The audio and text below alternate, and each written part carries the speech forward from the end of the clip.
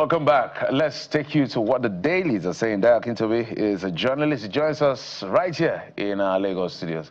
Welcome, sir. Thank you for coming on the program. Good morning, Nigeria. Let's get straight to the Vanguard newspaper. It's a big one that has to do with the finance of Nigeria. Debts. 152 trillion naira debt driven by forex rates adjustments. Reforms Finance Minister says 30 trillion ways and means now recognized. Insists debt rise driven by FX re-evaluation, not fresh borrowings. 2025 deficit at 3.4% GDP shows fiscal resilience, experts react. You know, we've talked about this. There's something in economics called the J-curve theory, which is basically when you harmonize, as we call it here, devalue your naira. So naturally, it becomes expensive to get dollars. So naturally, what happens is that exports gets you more money in naira terms. Import reduces because people need more naira to get a dollar. So that is what has been responsible mostly for what you call trade surplus that the government has as an achievement. But the economists know that not necessarily about productivity. It's about that FX and all of that. So, but when you push that, they say, no, just recognize the number. But I'm happy we're here now. And they're arguing that, look, this ballooning debt is not necessarily about new borrowing. There are new borrowings, but they say it's not to that scale. No, what do you make of it? The new borrowings are not extending the size of the debt. What is it making the debt balloon, as you rightly said, is the devaluation of the naira. So from the administration standpoint, we're actually doing better. When you look at things like ways and means, if you remember under the Buhari administration, how that became a major scandal in terms of using ways and means as a way to generate more government revenue. So if it looks like our dollar-denominated debt is getting bigger, administration say we're not borrowing anymore, it's simply because the naira is devalued. But the key thing is that productivity is not increasing. So when you're talking about balance of trade and debt and deficits, at the end of the day, an economy is only as strong as its industrial base. We can recirculate the money and it just keeps, you know, going from one place to another. But as long as your productivity base is not increasing, the actual bottom line of the economy is not improving.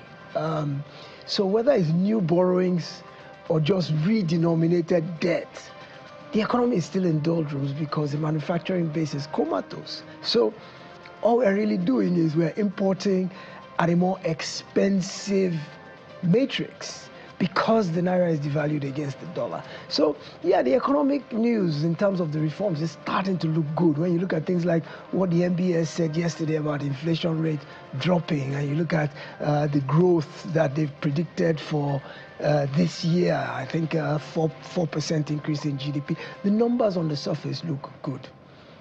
However, they're not really yet translating, whether it's foreign debt, increased GDP, they're not translating to gains on the ground because, as I said, unemployment is still high. The money in our pockets is buying less. And so ordinary Nigerians are not yet benefiting from the reform. So any which way you massage the economic numbers, when you hear these things coming from the MBS and the Ministry of Finance, the average Nigerian doesn't make any sense of it. The only thing that makes sense is the food we can afford to put on our table. And that is decreasing marginally on a daily basis. So that's where the concern really should be. I wish we would speak in less esoteric terms, or all these numbers you're throwing out there. They are meaningless to the ordinary Nigerian. And trying to interpret them to make sense is becoming more and more of a task every day. The only matrix that matters, the only numbers that matter is what is in our pocket, what it can afford to buy. Simple and short. I think that's looks like everybody. I lost everybody. It was a moment of. It was an epiphany moment. Like, absolutely, and I think that's how a lot of Nigerians see it. But let's take a look at the front page of the Guardian newspaper, Mr. Kintobi. This talks about health matters. How 300% cost spike drug rationing turned diabetes to death threat. 300% cost spike, and drug rationing has turned diabetes to a death threat. And there's some pictorial explainer. I'll just walk through some of them. Over 11.4 million Nigerians are diagnosed and battling with diabetes. Over a third of those diagnosed receive proper treatment. Only rather a third receive proper treatment. Diabetes contributes to over 3.4 million deaths yearly, with more than half of the population without access to medication. And you see the IDF projects that the epidemic will reach 853 million by 2050. That's on a global scale, clearly. But in terms of cost, Mr. Kitobi, you see cost of medication spiked between 300 to 500% in 3 years. That's a Nigerian reality. And 35% of patients with diabetic foot ulcers lose legs in Nigeria, compared to 0.1% overseas. So the Guardian really went deep on this issue. I know everyone can relate to it. If it's not personally, it's probably through someone that you know. But still, we don't seem to be handling it well. Just yesterday, a close relative informed me that he's been diagnosed with chronic kidney disease. He's been undergoing dialysis 3 times a week for the last month. He's on a waiting list for a transplant. And he was telling me his experience when he goes to this dialysis center in terms of the number of Nigerians. He's lucky, at least he can still, to some extent, afford the dialysis treatment, which he does 3 times a week, and he says is costing on the order of about ₦1 million a month. A month. And he's been doing this for a number of months, and may still need to be on it for a number of months before he even has any hope of a transplant whatsoever. Imagine the millions of Nigerians who have this ailment, and who, there are various stages. At the early stages, you can still use medicine. It's only when it becomes chronic or serious that you begin to talk about dialysis and transplant. But at the early stages, it can be managed with medication. But because we're not producing these medicines locally, and because of the the foreign exchange rate and the devaluation of the naira, it makes these medicines prohibitively expensive for the people who need it most. And as you know, this notion of medical insurance, HMOs, is not fully fledged in Nigeria yet. If you're not working in a structured environment, in a properly formed company, chances are you can't individually, all those in the informal economy of Nigeria, which is where the bulk of our population lies, can't afford to pay for HMO, medical insurance on their own. So if you're unfortunate enough to get struck by this ailment, you're essentially on your own. So shouldn't we be talking about things like subsidies? I mean, subsidy is such a bad word in Nigeria now, the word subsidy. But there are some key sectors that require government intervention, such as this notion of the fact that since we don't produce these drugs medically, and this ailment, among others, it's not just diabetes. We have problems with cholera, we have problems with high blood pressure, we have all sorts of problems. But the medical industry is not enjoying enough subsidies. Sure, if you go to government hospitals, they will treat you and they will charge you based on your income. But incomes are not verifiable, especially in the informal market. So you end up having to usually go private, end up paying so much money. But there are certain sectors, I mean, electricity. So we've gotten rid of the fuel one, agriculture.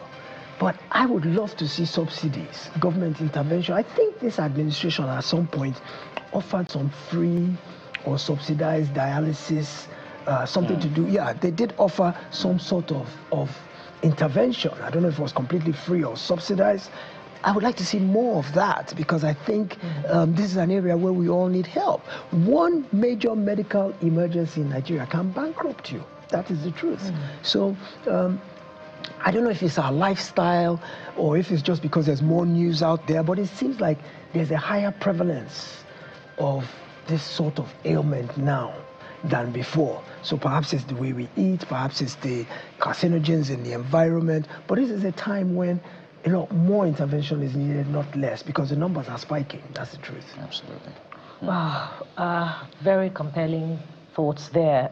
This is a time when one should never fall ill because of the state of Nigeria's public health institutions. Absolutely. I mean, the last events of the last couple of days, you know, also point in that direction. But let's head to this Nigeria this morning, and this Nigeria, of course, trails on January 15th celebration of the armed forces. And here's another perspective. We're going through hard times. Widows of fallen heroes lament. Tinubu renews troops' welfare promise. Shetima Akpabio, other dignitaries commemorate armed forces remembrance. Mr. Akitobe, let me kill two birds with one stone if I can. Just at the top of the nameplate, by the nameplate to be precise, on your right-hand corner, you see there the high point of the celebration from Anambra State. Soludo, that's the governor. No need to reopen Biafra war after 56 years. Now, on the one hand, has the celebration gone beyond the perfunctory observance of the day to seeing, you know, a genuine commitment demonstrated to the families of fallen heroes? And on the other hand, you know, going by what the governor of Anambra is saying, are we still, you know, not doing well to address the elephant in the room? So those two things. Well, to show you the level of seriousness we apply to the men and women of our fighting forces, our president was not here on Armed Forces Remembrance Day, a day that is significant. He wasn't here. He didn't attend the parade. He wasn't here to pay his respects to our fallen heroes. After all, that's what Armed Forces Remembrance Day is all about. Last year, he didn't attend either. So that in itself says it all in terms of your question about how seriously do we take this particular sector. And I'll just draw a parallel here. There was a Nigerian billionaire who made a pledge to the Super Eagles that if they got to the finals or won the Africa Cup of Nations, he would do X, Y, Z. And even when they lost, he promised he would still do Z.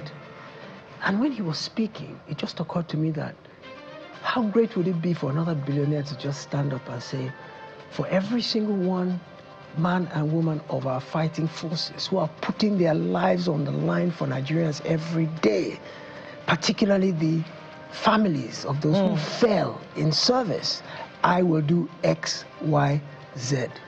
Why is it more important to celebrate those who bring honor to us in the field of sports, but yet pay scant attention to those who put their lives on the line to keep us safe and to keep our country intact? So I think we're paying short shrift to that sector. I still know of a group of Nigerian soldiers who fought in the Biafra war, who till tomorrow have not received their entitlements.